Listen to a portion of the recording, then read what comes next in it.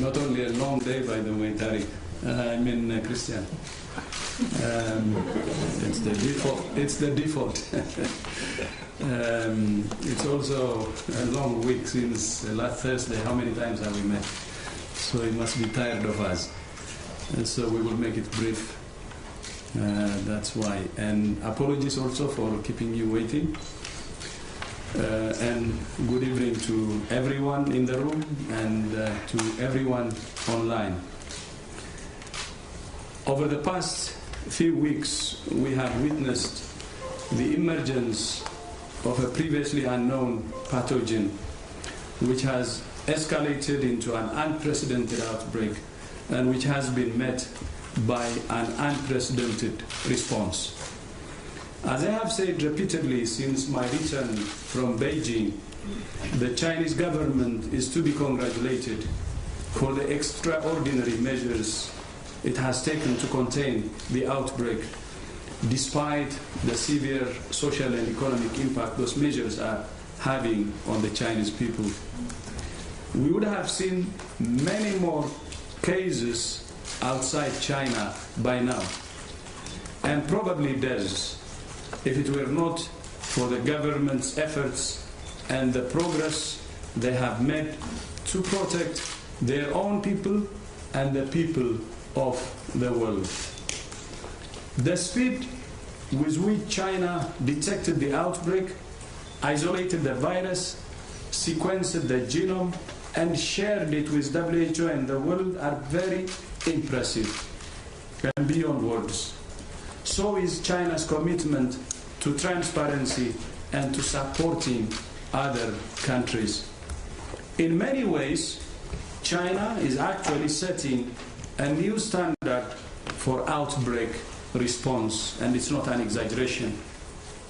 I also offer my profound respect and thanks to the thousands of brave health professionals and all frontline responders who, in the midst of the Spring Festival, are working 24/7 to treat the sick, save lives, and bring this outbreak under control. Thanks to their efforts, the number of cases in the rest of the world so far has remained relatively small. There are now 98 cases in 18 countries outside China, including 8 cases of human-to-human transmission in 4 countries: Germany, Japan, Vietnam, and the United States of America. So far, we have not seen any deaths outside China, for which we must all be grateful. Although these numbers are still relatively small compared to the numbers of cases in China, we must all act together now to limit further spread. The vast majority of cases outside China have a travel history to Wuhan or contact with someone with a travel history to Wuhan. We don't know what sort of damage this virus could do if it were to spread in a country with a weaker health system. We must act now to help countries prepare for that possibility. For all of these reasons, I'm declaring a public health emergency of international concern over the global outbreak of novel coronavirus.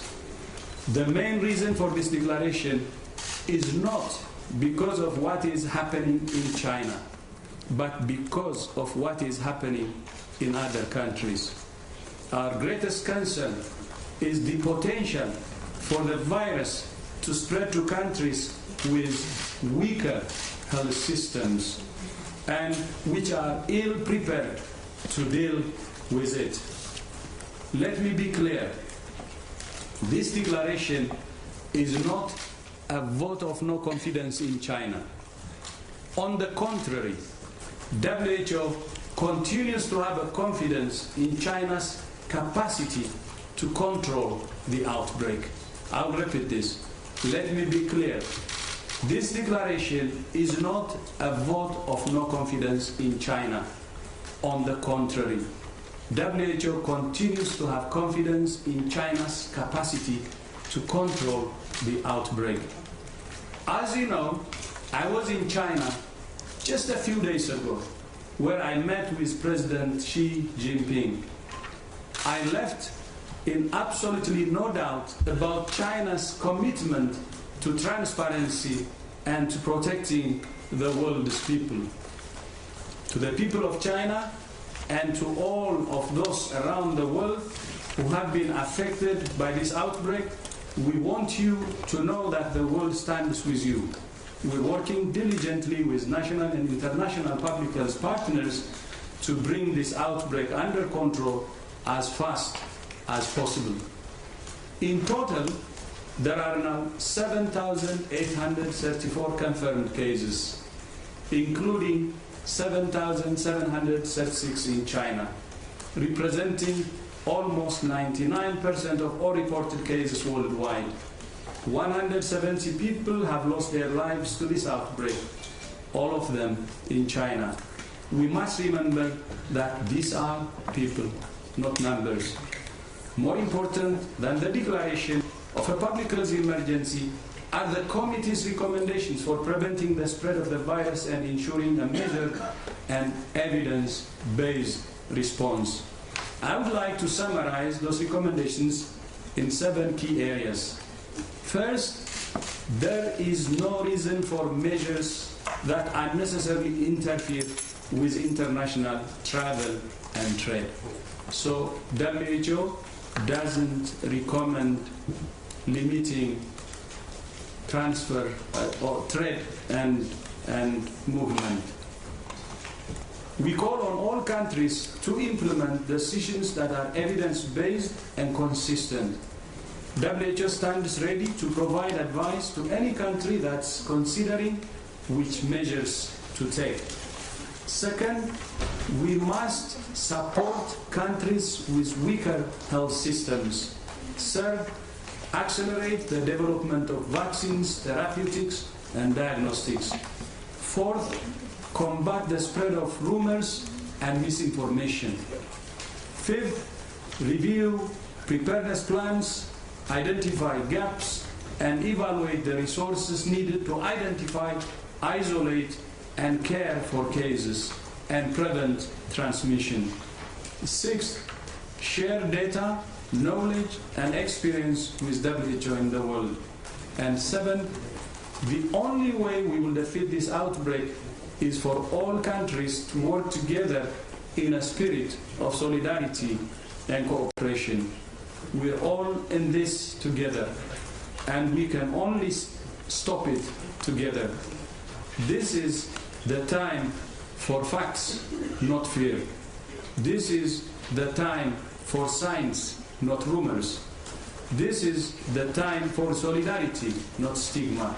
I thank you. Thank you very much, Dr. Tedros, and let's hear from the chair of the Emergency Committee, Professor Hussein. Thank you very much. So now was the time.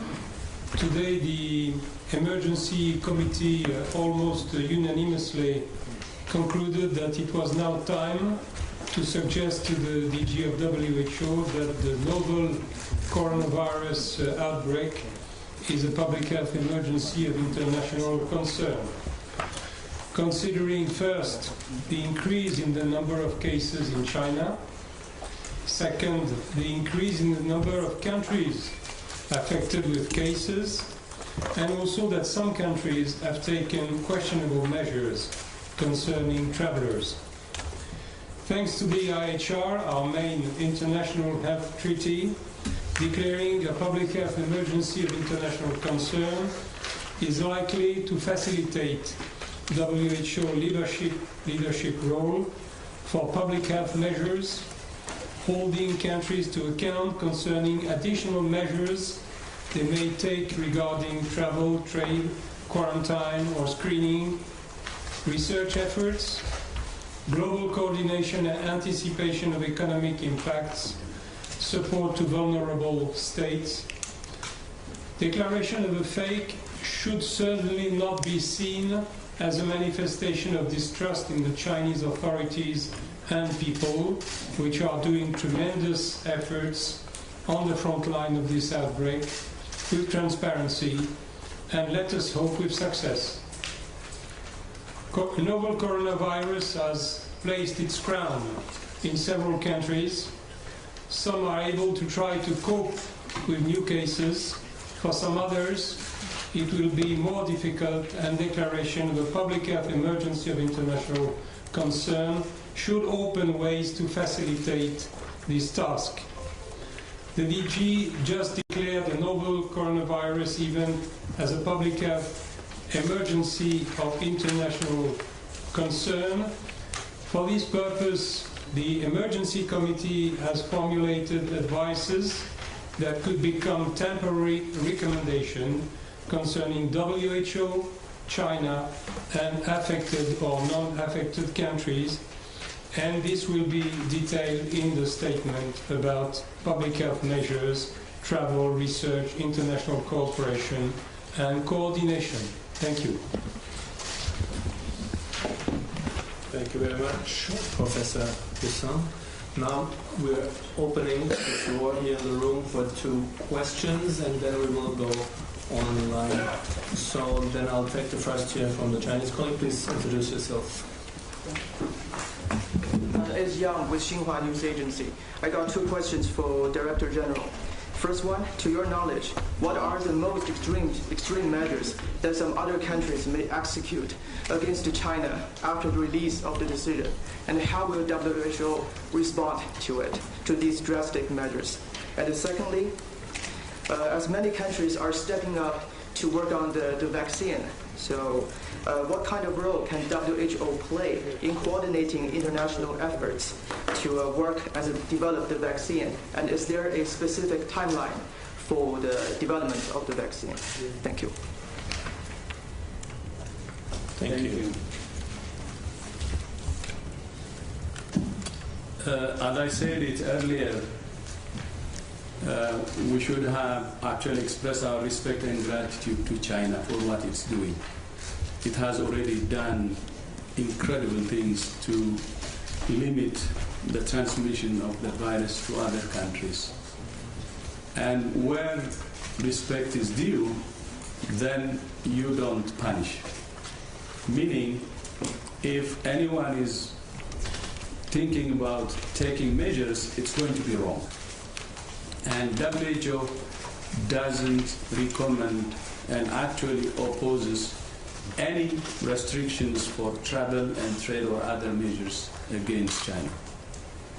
On the vaccine, we have already started, and we have invited relevant partners, and there is progress, and we will inform you as soon as we have detailed information. Thank you. And I'll take a second question from the room. Associated Press, please. The microphone? You need to come to a microphone, please. Yeah, to your left side, maybe there is one. I don't know. And down right now to the table. Just down right there. Thank you.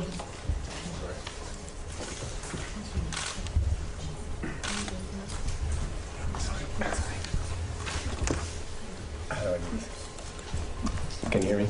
Hi, this is Jamie from Associated Press. Dr. Tedros, thank you very much. 2 quick questions. One is, I'm not quite sure about the travel recommendations. It sounds like you and Dr. Poussin are saying different things. The WHO is not recommending the travel recommendation, but that countries themselves should be allowed to. So how does that all fit together? Because as you know, there are a lot of countries that are already reacting. And then the second question just has to do with your visit to Xi Jinping. And I just want to make sure that we understand when the last time that a DG like you flew to a country to meet with a head of state during an evolving outbreak to request more detailed data and permission. Why was that necessary? And if China was responding efficiently and transparency, if China was responding transparently and efficiency, why was that necessary? Thank you. Thank you very much, Jamie, Dr. Tedros, and possibly also Professor Poussin. But you want to first start with? Yeah, I would be happy to give the travel. We don't recommend travel or trade restrictions as WHO. And what I said and what Professor Usa said are actually the same. But I would be glad if Professor also can comment on that. And on my trip to China, I have done it to other countries too before. So, going to the field, visiting countries, having first-hand information is very important. And that's why I had to visit to see for myself what's happening. And I came back so impressed. I have never seen in my life this kind of mobilization. And maybe you're following the one hospital which was being built in 10 days. Big hospital. But that's not the only thing. You know the measures they are taking, which I believe will reverse the tide.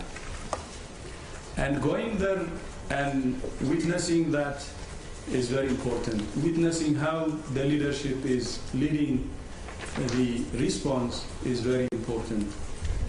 And the other impressive part is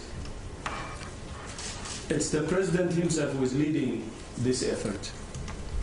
And when we arrived, the day we arrived, the Prime Minister was actually in Wuhan. And all the ministers are involved, relevant ministers. This is impressive.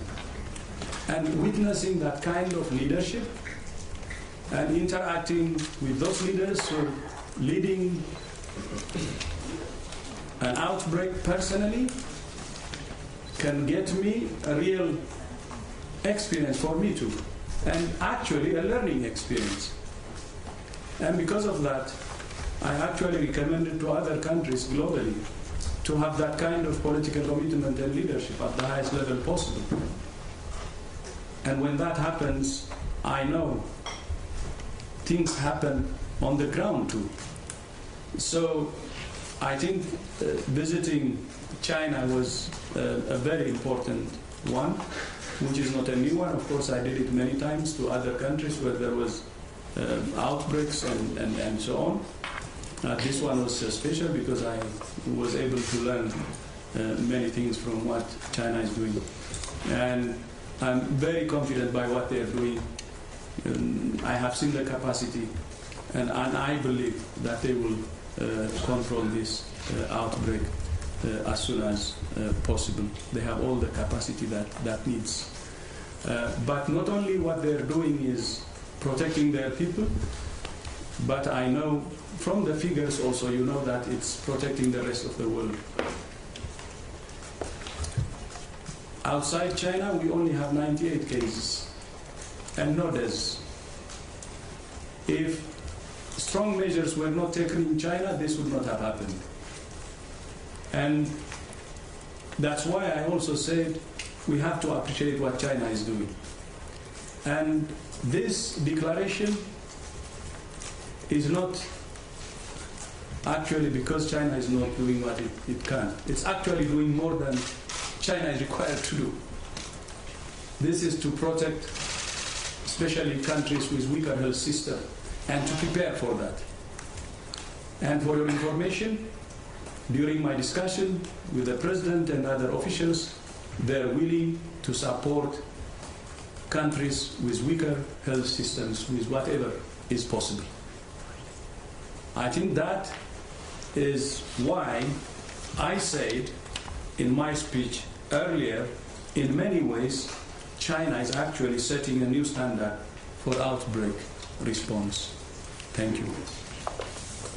Thank you very much, Dr. Tedros. I'm looking at Professor Hussam for comments on the travel and trade recommendations. Thank you. What does it mean, a travel restriction? It means, for example, visa refusal, border closure, a quarantine of travelers who are in good condition. These travel restrictions, under the declaration of a public health emergency of international concern, they will this declaration will provide to WHO the possibility to question such measures, which already have been taken by some countries. Why did you take this decision? Why? What is the science supporting this decision? Could you reconsider this decision? And we suggested to WHO that WHO should inform the world about transparency concerning these measures, which should not constitute an example to follow, but a decision to reconsider. Thank you very much, Professor Roussin. With this, we'll turn towards our journalist colleagues on the line. By the way, we have more than 150 online right now. I'm looking at Radio France for the first question, and then we will go to Science, Kai Kupferschmidt. So Radio France, please, first. Oui, bonjour, Jérémy Lance pour Radio France. Une question peut-être pour le docteur Roussin. Être plus précis peut-être sur les évacuations. Parmi les mesures que vous jugez néfastes qui ont été prises par certains pays, votre opinion précise sur les évacuations et sur la fermeture de certaines liaisons entre les pays occidentaux et la Chine. Je voudrais avoir votre commentaire là-dessus. Est-ce que vous pensez que c'est là aussi des mesures qui ne sont pas nécessaires et qui sont néfastes? Merci bien, but could you please repeat for the journalists in the room and our listeners your question in English? Thank you. Oh, of course. The question was about the evacuation that was taken from certain countries, among them France. Do you consider that it is an unnecessary measure, and also the fact that some countries, again France, like you have no direct flights now from Air France, from Paris to China. Do you consider those measures unnecessary too? Thank you. Well, the evacuations from the citizens of some countries who are presently in the Hubei province, they are measures that some countries are able to take because they have the capacity to do it, logistically speaking. They also are the proof of some confidence in the capacity they have then to avoid contamination from these persons once they have returned on their national in their national state. So this is why it is a measure that some countries are able to take, but clearly not all countries can do that. It's probably a situation which is a little bit exceptional. This is the only thing I can say about that. Thank you very much. I hope this answers your question. With this, we turn to Science Magazine. Kai Kupferschmidt, please. Thanks. This is probably for Tedros. So I'm curious. I mean, we've seen that in the Ebola outbreak in West Africa as well, that countries, take this unilateral decision to close borders or refuse visa and things like that. Other than questioning them, about the evidence base for this, are you doing anything, in the background to actually change this, or specifically also, British Airways or Air France flights? Is there anything that you can actually do as WHO to change this? Dr. Tedros, please. I think we will do everything so people can do the right things. With the flights, we may not be able to convince them because some of the airlines actually say that they're not flying. It's not because of the virus, because they don't have enough passengers. And that could be a reason, and it will be very difficult if that's the case. Otherwise, we engage, and through this declaration, by the way, through the recommendations, we expect that they will follow that, but at the same time, we will continue to engage. Thank you. Thank you very much, gentlemen and ladies on the panel. With this, we reached the end of our press briefing. Everybody, thank you very much to all the many listeners online and to the large crowd here in the room. I thank the panel. Thank you all very much. For everybody, we will be sending the audio files very shortly after this, together with the statement and the intervention by Dr. Tedros, and sometime later maybe also video clips, and for the transcript we will most likely only send in the course of tomorrow. Thank you all very much. Have a good evening. Thank you.